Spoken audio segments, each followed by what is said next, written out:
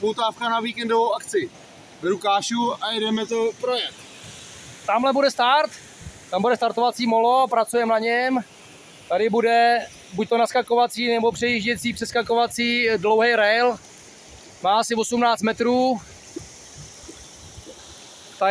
Tamhle někde, ještě to není vidět, tam bude pussy box, který má asi 10 metrů.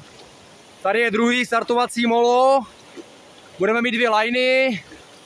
Tady je žlutý zábradlí, který bude dobrý pro skejťáky i pro klasické wakeboardisty. Tamhle nahoře na břehu, tam budeme mít stánky s občerstvením, bude tam DJ, vystřídají se tady 2 DJové a ještě tam bude 1 MC, takže bude i nějaký live vystoupení.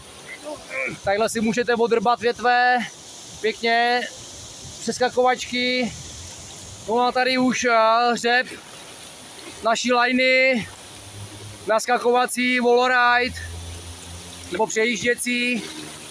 Tadyhle máme kicker a vzadu žlutý zábradlí. Zkusím to přiblížit.